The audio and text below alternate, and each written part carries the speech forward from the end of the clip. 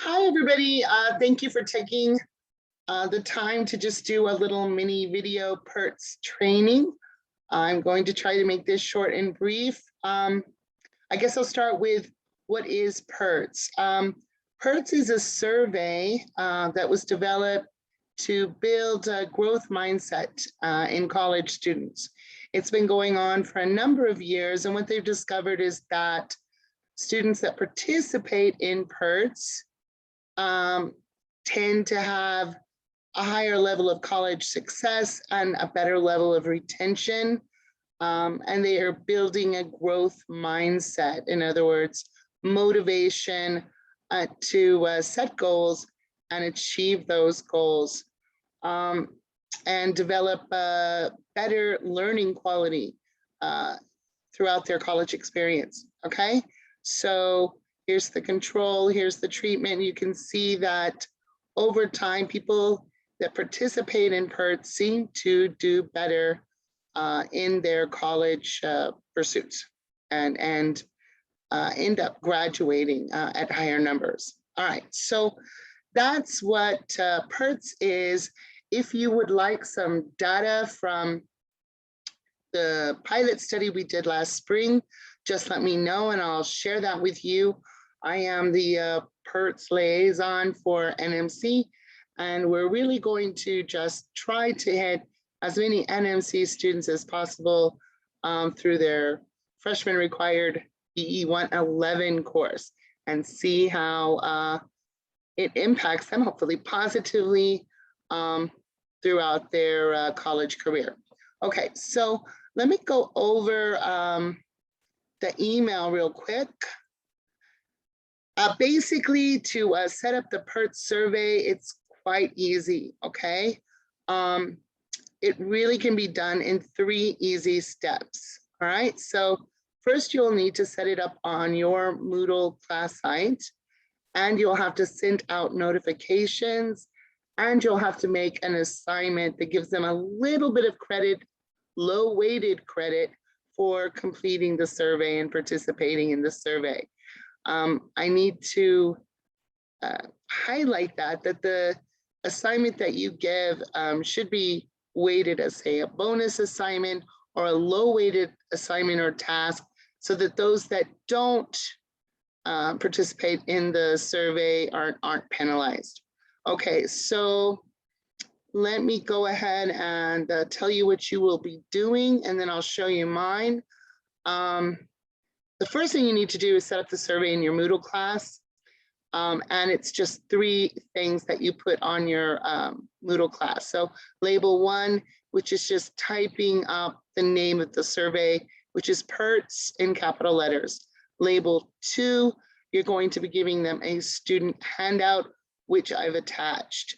And then you need to make an assignment. I've given you an example of my assignment, which I've weighted as a bonus assignment. And it's pictured here and attached below if you just want to copy and paste and do the same thing.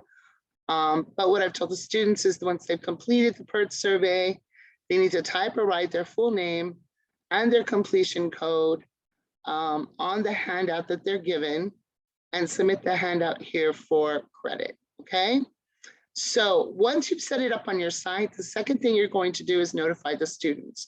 So you'll be notifying them 2 ways, by email and Moodle Messenger, just in case they tend to look at one and not the other.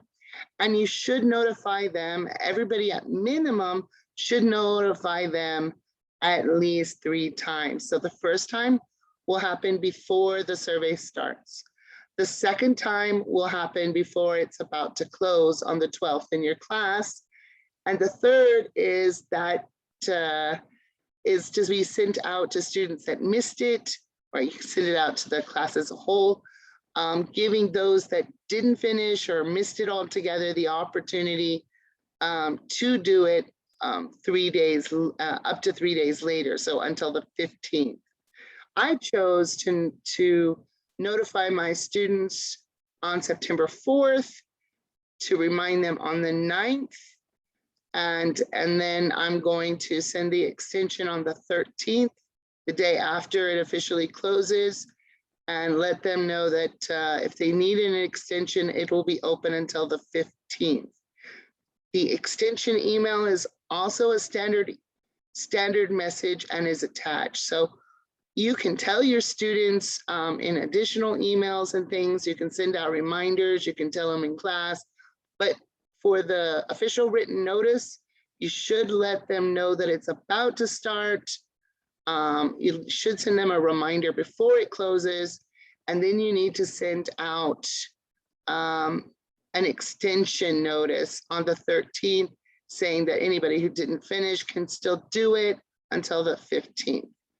The basic rules are that we notify them using all the same verbiage. So that's why you'll have to use the attachments, and that all students should have at least 10 days to complete the survey. Any student that completes a survey should get whatever credit assignment you've set up, and it shouldn't be heavily weighted because participating in surveys should be voluntary. This should be an incentive, but not a penalty for those who don't complete it. Two things. If you have face-to-face classes and you would like to give time during your class for the students to do the survey, that's fine. If you have virtual classes, you can do the same thing. But all students, whether they're face-to-face, virtual, or online only, should have at least 10 days to complete the survey and get that credit, and just to make it fair for everybody, okay? All right, so let's go ahead and look at the student handout. You'll be giving the students a welcome activity, which tells them that they need to have their student ID handy, and then that they should go to, once they're ready, they should go to perts.me and follow the prompts. And the NMC participation code for the PERTS survey is JUK. That's individual for us. Only the BE 111 students should be doing this. One note, I've put a little bit of a message on the notification that anybody who took the PERTS previously should contact their instructor. The reason for this is that students can really only do it one time. So if you have a student that enrolled in BE 111 last spring or over this summer and they didn't pass and they're retaking it this semester, they should contact you and tell you that. You should give them a credit for just letting you know that, but they cannot take the survey again.